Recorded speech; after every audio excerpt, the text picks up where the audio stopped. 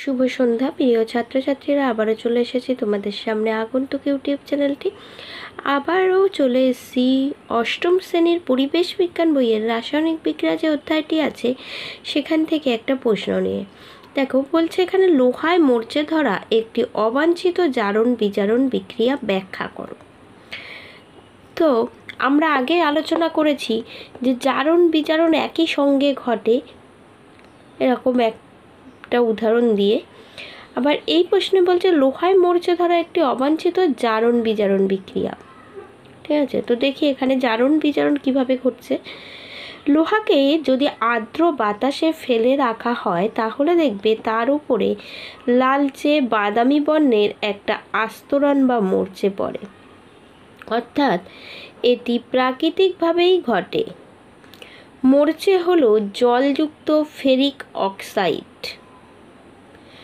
এখানে জলযুক্ত ferric oxide যখন তৈরি হয়, মরচে তৈরি হয়, তখন তার সংকেত কি? Fe2O3H2O। এখানে এক্স যেটা দিয়েছে এটা কি না, জলের অণুর সংখ্যা।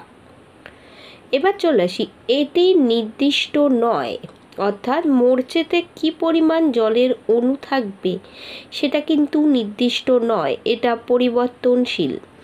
মরচে পড়ার সময় লোহার জারণ ঘটে। প্রথমে এটি ফেরাস আয়নে পরিণত হয় ও পরে এটি ফেরিক আয়নে পরিণত হয়।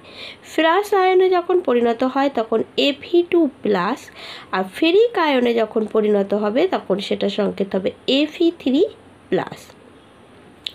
তাহলে লোহার জারণ ঘটে, প্রথমে ফেরাস আয়নে পরিণত হচ্ছে, তারপর সেটা ফেরিক আয়নে পরিণত হয়।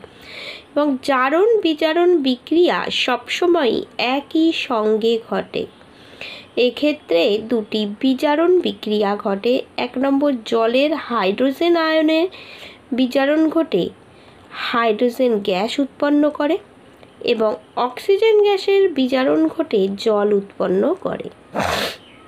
এইভাবে লোহায় মরচে পড়ে ও লোহা ক্ষয়ে গিয়ে ব্যবহারের অনুপযোগী হয়ে ওঠে। তাই লোহায় মরচে ধরা একটি অবাঞ্ছিত জারণ বিজারণ বিক্রিয়া।